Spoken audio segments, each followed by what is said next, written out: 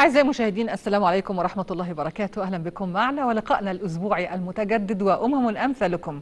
نسعد بصحبتكم من خلال تعرفنا النهاردة على مجموعة من الفقرات الجديدة والمتنوعة، وطبعا عندنا الفقرة الرئيسية اللي هتناول فيها واحد من أعضاء مملكة الحيوانات شركائنا على الأرض. النهاردة إن شاء الله هنستعرض معاكم حيوان جديد، يمكن هنسمع معلومات جديدة لأول مرة قد تغير بعض من أفكارنا المرتبطة به، ولكن اسمحوا لنا في البداية نتوقف مع هذه الفقرة التسجيلية.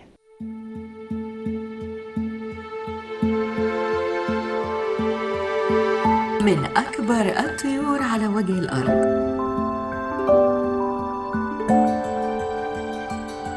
النعام طير عربي أصيل، وجد في شبه الجزيرة العربية وإيران، وكان يرعى في الجزيرة العربية من شمالها إلى جنوبها، وهو طائر متكيف للعيش في الصحراء.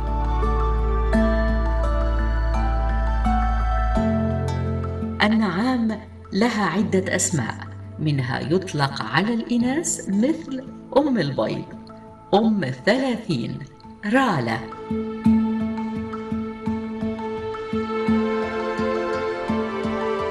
أما الصغير بعد الفقس يسمى حسكل، وبعد ظهور الريش يسمى جفان، ويسمى الذكر الظليم، الأمسك، المصلوم.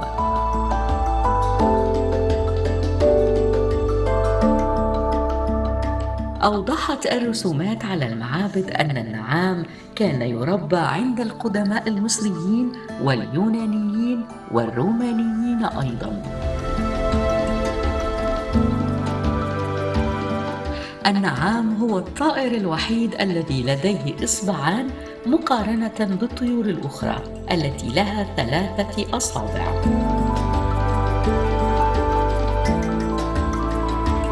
ومن المعروف أن طائر النعام هو أسرع مخلوق يجري على قدمين، حيث تصل سرعته إلى 70 كيلومتر في الساعة.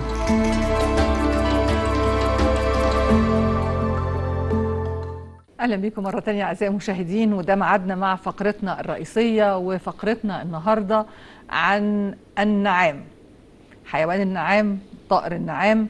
حقيقة النعام من الحيوانات اللي قلنا إنها بتجذب انتباه الإنسان، وبتبقى من الحيوانات المحببة للصغار والكبار، ولكن النهاردة عايزين نتعرف بشكل أكثر دقة على حيوان النعام، ونشوف ما هي الخصائص لهذا الحيوان، وإيه هي التفاصيل اللي ممكن نكون أغلبنا ما يعرفهاش. النهارده يصاحبني في هذه الفقرة الدكتور أحمد شحاتة، المدرس بكلية طب بيطري جامعة الزقازيق. أهلا بحضرتك معانا. أهلا بحضرتك وأهلا بالسادة المشاهدين. سريعا عايزين نعرف النعام للمشاهدين. هو النعام هو عشان حجمه كبير فالناس ما بتفكرش ان هو طائر، لكن هو فعلا طائر، وطائر يعتبر أكبر الطيور في العالم، يعني هو أكبر طائر موجود في العالم، كمان أكبر حجما في الحجم. وكمان ان هو للاسف هو ما بيعرفش يطير، يعني هو يعني طائر لا يطير، طائر لا يطير. عشان كده في عندنا هذا الخلل هو حيوان هو طائر، ولكن له خصائص منفرده عن بقيه الطيور، بمعنى ان هو يعتبر غير ان هو اكبر طائر في العالم. ان الناس ممكن ما تكونش متخيله هو قد ايه ان الطائر ده سريع جدا، قد تصل سرعته الى 60 ل 70 كيلو متر في الساعه، يعني يعتبر ان في سياره ماشيه بسرعه متوسطه. يعني الناس بتتخيل ان الطائر ده لا، هو سريع جدا، فهو يعتبر اسرع الطيور في العالم. حاجه تانية كمان ان هو يعتبر ان البيضه بتاعت النعام تعتبر اكبر حاجه موجوده بالنسبه لباقي الطيور. فهو النعام هو عباره عن طائر يبيض، يعني هو ليه يعتبر ان البيضه بتاعته اكبر بيضه موجوده في العالم. النعام بيلد بيضه واحده؟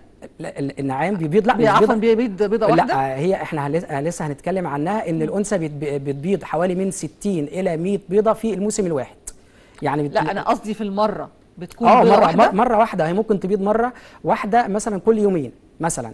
فهو صاحب النعام بيجمع البيض مثلا على هيئه 7 بيضات او 10 بيضات، وممكن وبعد كده بتريح، وبعدين بترجع تبيض تاني. الحاجه الثانيه طب هي امتى بتقدر بقى انها ترقد على البيض علشان يفقس طائر صغير يعني؟ هو اذا كانت هتبيض كل يومين. لا، هي بتجمع البيض مثلا 7 أو 10 مثلا، وبعدين هي بترقد عليها وفي درجه حراره معينه ورطوبه لسه هنتكلم عليها بالظبط هي بتعمل ايه علشان تطلع الكتاكيت الصغار، لان الموضوع مختلف. معظم الطيور لما بتيجي تعمل عش عشان تطلع الصغار بيكون عند الاشجار، او مثلا في لها نست او ليها عش. العش ده الصغار دي ما بتطلعش كده، لازم درجه حراره معينه ورطوبه معينه، فالطيور بتنقي او بتشوف المكان الامثل علشان العش او الصغار لما تيجي تركض عليها ان هو يطلع منها الصغار. يعني لازم فتره حضانه معينه ومكان ورطوبه وحراره. النعام ما عندوش الخاصيه دي، او ما عندوش الرفاهيه ان هو يطير ويجيب مكان ظل او حاجه زي كده. علشان كده هو بيعمل ايه؟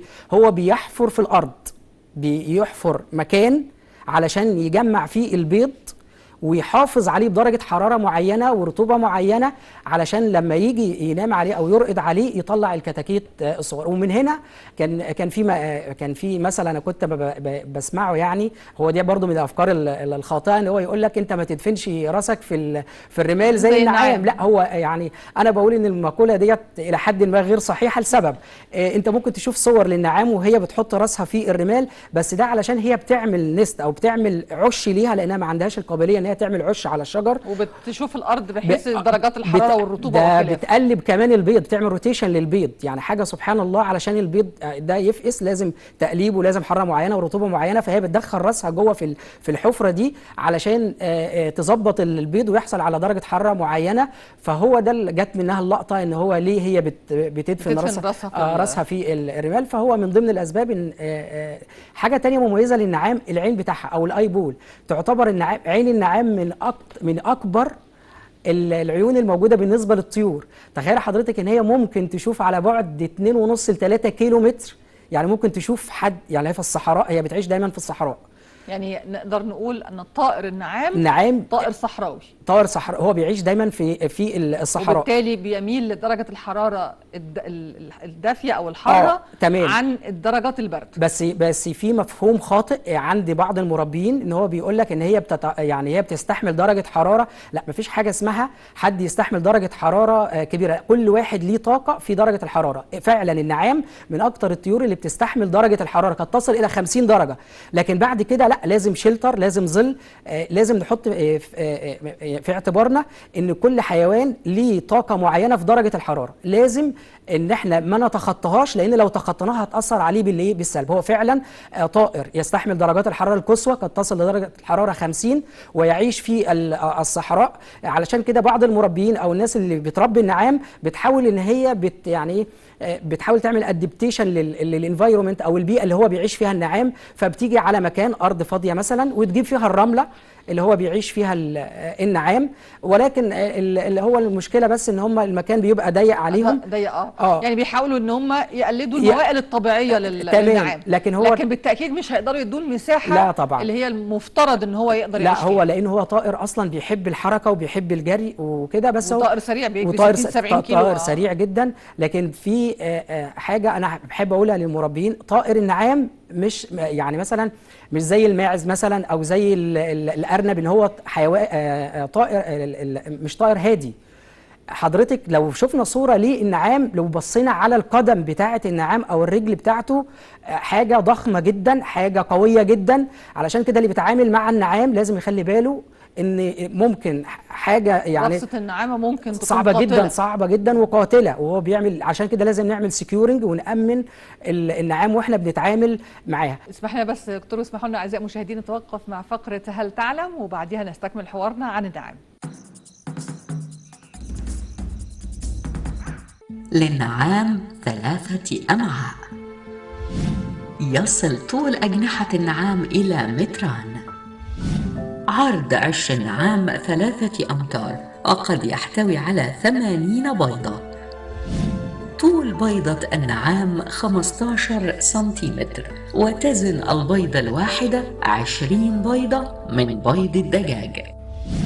الذكر يدافع عن صغاره ويشارك في حضانة البيض حتى الفقس، خلافاً للاعتقاد السائد أن النعام تدفن رأسها في الرمل. هو اعتقاد خاطئ، حيث تدفن النعام رقبتها ورأسها في الرمل في حال حدوث متاعب أو كحيل للاختباء. انخفض عدد النعام بشكل ملحوظ خلال 200 عام الماضية. يبتلع النعام الحصى مع الأكل لتسهيل هضم الطعام، حيث النعام لا أسنان لها. للنعام أكبر عيون ويبلغ قطرها 5 سنتيمتر. ورجعنا مرة تانية أعزائي المشاهدين، بنستكمل حوارنا النهاردة وفقرتنا الرئيسية من البرنامج عن النعام. لو عايزين نتعرف بقى بشكل أكثر دقة عن طبيعة حياة النعام، التكوين الاجتماعي، هل هو بيعيش في مجموعات، تكوينه للأسرة، تفاصيل اللي ممكن نقدر نعرفها أكثر عن النعام في هذا النطاق. النعام ممكن يصل حياته ممكن توصل ل 60 و70 سنة، يعني هو فعلا يعني زي الانسان كده بيعيش عمر طويل. بيحصل فيه الماتيوريتي او النضوج الجنسي بالنسبه للاسره والذكر من 2.5 ل 3 سنوات. يعني احنا ممكن نربي طائر او صغير النعام لعند ما يوصل 3 سنوات بيبقى فيه الانثى وموجود فيه الذكر. النعام ما بتعيش ان هو الذكور مع الاناث كده، لازم بتعيش في اسر، بمعنى ان انا بيبقى فيه ذكر ومعاه انثى او ذكر معاه 2 انثى، يعني هي بتعيش في تكوين اسر، وده افضل شيء بالنسبه للنعام وتربيه النعام. عام لما يبقى معاه انثى او 2 ويكون الاسره هو بيخاف عليهم جدا، يعني حتى صاحب مربي النعام لو هم بيجي عشان يجمع البيض، لو مش صاحب يعني لو مش صاحب المزرعه نفسها او صاحب المكان نفسه هو اللي بيجيب البيض، مستحيل اي حد يعرف يدخل يجيب والذكر موجود، لان الذكر بيخاف على الاسره بتاعته بطريقه صعبه جدا. لازم يكون صاحب الحاجه، وان يكون فعلا الذكر عارف ان ده هو صاحب المكان. الحاجه الثانيه ان بيحصل فيه اللي هو فتره وضع البيض من شهر 3 لعند اكتوبر او شهر 10. انثى النعام خلال الموسم الواحد بنحصل على حوالي من 60 ل 100 بيضه في الموسم الواحد، واحنا قلنا ان هو ما بيكونش البيض كل مره واحده، هي بيحصل بثلاث بيضه تقريبا كل يومين كل يوم او يومين على حسب التغذيه وعلى حسب حاجات كتير بتاثر في وضع البيض. ولكن صاحب المزرعه او صاحب القطيع بيجمع البيض وهي بتريح، يعني هي بتبيض فتره وبعدين بتريح وبعدين بترجع. هو المفروض انه صاحب المزرعه اللي فيها النعام يكون بيجمع البيض عشان يعمل بيه ايه؟ علشان هو معظم اصحاب مزارع النعام او المربيين بيفرخوا صناعي، بمعنى ان هم ما بيسيبوش النعامه ترقد على البيض وتطلع صغار، لا هم بياخدوا البيض، ودي احنا ممكن نتكلم عنها، هم بياخدوا البيض ويدخلوه في مكنه تفريخ علشان يطلع صغار النعام. وفي بعض الارشادات علشان تحصل على كتكوت نعام صحي، ان انت بتجمع ويبقى التفريخ ناجح معاك، لازم تجمع البيض وتخزنه في درجه حراره ما تزيدش عن 20 درجه مئويه، يعني من 15 ل 20، ما تزيدش عن 20 درجه مئويه، لان انت لو خزنته في درجه حراره اكتر من كده مش هيظبط معاك في تفريخ النعام. الحاجه الثانيه لازم تطهر البيض ولازم تعقمه، ولما بيحطوه في المفرخات لها درجه حراره معينه، مثلا 36.2 درجه مئويه، ودرجه رطوبه معينه من 25 ل 35 درجه مئويه، بيقعد في الحضانه حوالي 39 يوم.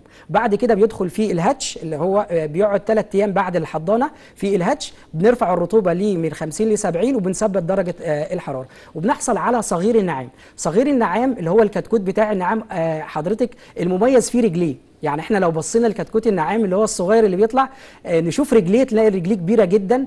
واهم المشاكل اللي بتقابل كتكوت النعام بعد ما يطلع من التفريخ هو التهاب الحبل السري، عشان كده لازم يتعقم ويتطهر، وطبعا لازم يتحضن في درجه حراره 28 ل 30 درجه مئويه، ويتحط له الحاجات اللازمه ليه عشان نحافظ على كتكوت النعام. هو الحقيقه من الحاجات المثيره للانتباه، ويمكن من خلال يعني الحلقات اللي احنا عملناها على مدار الفتره اللي فاتت، هي التدخل البشري في حياه الحيوانات وهذه الكائنات. التدخل البشري بيبوظ كل حاجه يا جماعه. يعني الشيء الرباني زي ما ربنا خلقه وعمله هو ده الشيء الطبيعي. ما تسيبوا النعام يعني تبيض بيضتها وتقعد على البيضه وتقوم يعني بواجبها كأم تجاه هذا الكائن الصغير الرضيع. سيبوا البقرة تولد وترضع يعني ابنها أو بنتها. فكرة التجارية اللي دخلت علينا وخلتنا نلجأ للأساليب الصناعية استحالة هتديني نفس النتيجة للشيء الرباني. يعني هو شيء لافت للنظر، الإنسان بيحاول يتدخل علشان طبعا البعد والعنصر التجاري في الموضوع. بقرة تولد، خدوا العجل الصغير وخدوه ورضعوه صناعي، خدوا البيض بتاع النعام. يعني حقيقة سبحان الله، أي حاجة بيحصل فيها تدخل عن الشيء اللي ربنا عمله مش هيكون لها كمال ومش هيكون لها شكل طبيعي. اطلع بدرجة الحرارة وانزل بدرجة الحرارة وارفع الرطوبة، مع ان ربنا عاملها طبيعي جدا، وهي عندها قدرة كأم تحدد المكان ودرجة الحرارة ودرجة الرطوبة بدون كل هذا التدخل البشري اللي غالبا بيفسد الموضوع. هو يعني انا اقول لحضرتك بس علشان هو الموضوع اقتصادي لزياده الانتاج، لازم موضوع حضرتك اللي هو الهاتش والانكوبيتور والتحضير والحاجات دي كلها عشان يجمع اكبر عدد. قد الموضوع مش في النعام بس، في كل حاجه، حتى في العجول بدأ يبقى فيه صناعي. ولكن بيحصل بقى ان انت لما بتنتج كميات كبيره لازم يبقى اللي هو المراعاه او ان احنا نحافظ عليها، وبيبقى فيه اهتمام اكثر وتدخل اكثر للحاجه اللي بتطلع من الحاجات الصناعيه. فهو ده غير الحاجه اللي بتبقى طبيعيه. اكيد الحاجه اللي بتيجي طبيعيه بتبقى اكثر مناعه وبتبقى حاجه، لكن الحاجات الصناعيه بيبقى فيه اهتمام اكثر عشان الموضوع بيبقى بالنسبه للناس تجاري واقتصادي. فما نقدرش نقول للناس ما تعمل. هو دايما الناس اللي بتربي نعام مثلا او بتربي اي حاجه بتدور على البعد الاقتصادي والبعد التجاري اكثر منها للبعد العادي يعني. ونقول حاجه بس في النعام، ان بدا دلوقتي يحصل تسمين النعام. يعني احنا نعرف تسمين العجول، تسمين الماعز، تسمين الخراف، الحاجات دي كلها. لا دلوقتي في تسمين النعام، وبدا ان هم ياخدوا صغار النعام اللي هو الكتكوت الصغير ويبدا ياكلوه عليقه مركزه، وبنقعد فتره تسمين لمده حوالي سنه تحصل على حوالي 100 كيلو. يعني حجم النعام ممكن يصل الى 100 كيلو، وبيتباع بسعر يعني بالنسبه للمربيين سعر مربح. وفي حاجه كمان، ان الميزه كمان في النعام ان التحويل بتاعها عالي جدا. يعني انت ممكن تاكل علشان تحصل على كيلو واحد من اللحوم في النعام، انت ممكن تاكل من 1 إلى 2 كيلو جرام من العلف. بس ملحوظه صغيره، ان كتكوت النعام اللي هو الصغير بياكل عليقه مركزه، وبالنسبه للاعشاب، لان النعام بياكل مركزات وبياكل اعشاب او خضار. في الكتكوت النعام الصغير بيبقى العليقه المركزه اكتر. كل ما بيكبر فيه العمر ممكن يدخل له العشب والفايبر والفرن والحاجات دي كلها، بس ما تعداش عن 20% عشان ما تعملش مشاكل في الامعاء. اسمح لنا دكتور احمد، واسمحوا لنا اعزائي المشاهدين نتوقف الان مع فقره كائنات لطيفه.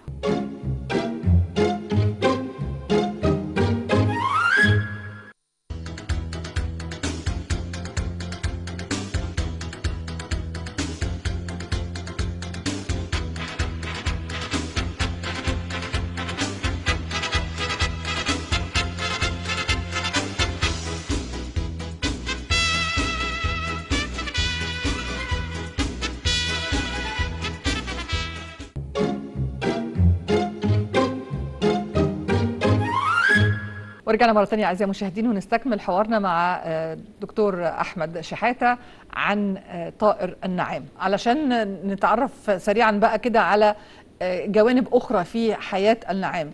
النعام أماكن تمركزه بتكون الأماكن الحر. هو يعتبر من أكتر الدول اللي هي مهتمة قوي بالنعام هي جنوب أفريقيا، ويعتبر أنا أعتقد أن طقس جنوب أفريقيا يعني مقارب لمصر أعتقد. أيوه. أعتقد، ولكن هما جنوب أفريقيا عندهم نوع مميز جدا من النعام، لأن النعام هو مش نوع واحد، هو في كذا نوع، والرقبة بتاعة النعام بتحدد الانواع. والرقبه السمراء او السوداء ده من اكتر واشهر انواع النعام، اللي هو الكويس، اللي هو المستأنس، اللي هو يقدر يعيش ما بين لكن في انواع تانية الرقبه بتاعتها مش سوداء، فده بيكون اكثر عدواني، وكمان موضوع البيض عندهم بيكون صعب ان هو تاكلك. علشان كده معظم الناس اللي بتشتري نعام او بتربي نعام بتدور على النعام اللي هو زي جنوب افريقيا، او النعام اللي هو رقبته سوداء، اللي هو سهل ان هو يستأنس وتتعامل معاه وينتج معاك بيض ويبقى كويس. شرس. دور ذكر النعام في الموضوع ايه؟ عشان احنا قاعدين نتكلم على الانثى وهتضع البيض وهناخد البيض وبتعرف درجه الحراره وبتقيس الرطوبه هو ذكر النعام يعني اقول لحضرتك اللي انا شفته ان هو فعلا بيخاف على الانثى جدا، وبيحاول ان اي حد يحاول يقرب من الانثى، وخصوصا فتره وضع البيض بيبقى الموضوع صعب التعامل. دايما لما حد يجي يجيب البيض علشان مثلا يحطها في المفرخ او كده، صعب ان اي حد غير صاحب المزرعه او صاحب المكان هو اللي يدخل يجيب على طول. اول ما بيلمح حد او بيشوف حد جاي من بعيد علشان ياخد البيض، هو من نفسه بيتحرك عليه، فهو ممكن اي حد يخاف ان هو يقرب من ذكر النعام. وطائر النعام يستطيع ان هو يكون طائر شرس جدا جدا، هو طائر شرس. لكن بالنسبه للتاقلم مع صاحبه، يعني اللي هو بيربيه وهو صغير، بيبقى الموضوع معاه مفيش اي مشكله خالص، لانه خلاص اتعود عليه، وممكن تدخل تجيب البيض عادي مفيش اي مشكله. لكن حد تاني غير صاحب النعام بيبقى الموضوع صعب خالص. كمان رجله قويه جدا، فصعب ان اي حد يقرب من طائر. لازم نعمله سكيورنج قبل اي حاجه. برضو ممكن نقول حاجه عن لحوم النعام. هي فعلا يعني تستحق ان الناس تاكل لحوم النعام لسبب. اولا هي مش غاليه، يعني هي سعر كيلو لحم النعام الناس اللي في مصر بتبيعها بنفس سعر اللحوم بتاعه المواشي والابقار، يعني نفس السعر، ما في يعني ما بتبيعهاش غاليه. دي حاجه. الحاجه الثانيه فوائد لحوم النعام. النعام بتحتوي، يعني تعتبر من اكثر اللحوم اللي هي بتحتوي على نسبه قليله من الفات والكوليسترول، ودي حاجه مهمه جدا.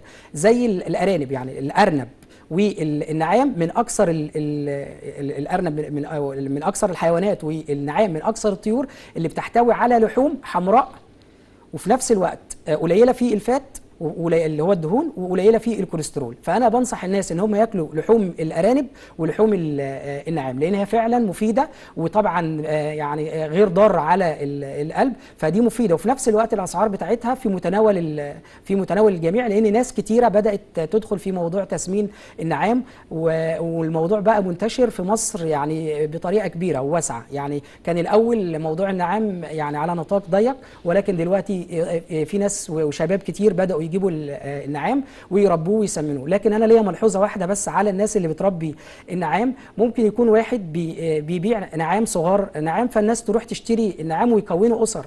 هو ممكن يكون بيشتري النعام ده ويجيبه من حد من اسره واحده، يعني ممكن هو بيجيب الحاجه دي يعني يروح يجيب مجموعه اخوات، فيحصل عنده مشاكل في التفريخ، ويحصل عنده مشاكل، ويرجع يقول انا الحاجه بتموت عندي، الحاجه انا ما اعرفش اديرها، لان انت بتجيب من حاجه من اسره واحده. يعني ممكن واحد يبقى عنده ذكر وانثى واحده، ويطلع منها مثلا 100 كتكوت نعام ولا 50 كتكوت نعام، ويبدا يبيعهم لناس، وكل واحد ياخد، هو نفس الاسره، وتكون اسر من ايه؟ من اسره واحده. ففعلا زواج الاقارب موجود في الحيوانات، وفعلا موجود في الماعز، موجود في النعام، موجود في الحيوانات. زواج الاقارب بيعمل مشاكل كتير. لازم يبقى في تنويع في الذكور وتنويع في الاسر. الحاجه الثانيه كمان لازم الاهتمام بالتغذيه بتاعه النعام. النعام التغذيه بتاعته مختلفه عن الطيور، وهو صغير بيحتاج الى عليقه ممكن من 20 او 22 او توصل كمان ل 23، وهو كتكوت نعام صغير. كل ما بيتقدم في العمر بنقلل نسبه البروتين. العليقه بتاعه الانتاج ووضع البيض غير العليقه اللي هي بتاعه الكتكوت الصغير، اللي هي للتسمين، يعني للتسمين. كمان ان هو بياكل النعام بياكل اكل زي الخضار والفايبر او الاعشاب او العشب او النباتات، ولكن كل ما بيتقدم بالعمر احنا ممكن ناكل، لكن وهو صغير صعب ان هو ياكل الحاجات دي، لانها ممكن تعمل مشاكل صحيه للنعام. يعني نرجو ان احنا النهارده نكون استطعنا سريعا جدا ان احنا نلقي الضوء على اهم ملامح المرتبطه بطائر النعام، من حيث تكوينه، أماكن تواجده، سلوكياته، طبيعته. دايما بنقول للمشاهدين إذا يعني أثارك الموضوع واهتميت بأحد الحيوانات اللي احنا بنستعرضها، يا ريت نتعلم ان احنا نقرأ ونقري ولادنا ونعرف ولادنا، لأن التعرف على هذا العالم المليء بالأسرار والمليء بالإبداع، واللي دايما بيخلينا نقول سبحان الخلاق العظيم على كل هذه التفاصيل الموجودة في المملكة الحيوانية. فمن المهم جدا ان احنا نعلم أولادنا المملكة الحيوانية وهذا العالم الخاص جدا. في ختام لقائي بشكر الأستاذ الدكتور أحمد شحاتة المدرس بكلية طب وبيطري جامعة الزقازيق. شكرا يا دكتور على وجود حضرتك معنا النهارده. شكرا لحضرتك. وده أعزائي المشاهدين دلوقتي ميعادنا مع فقرة لقطة الأسبوع.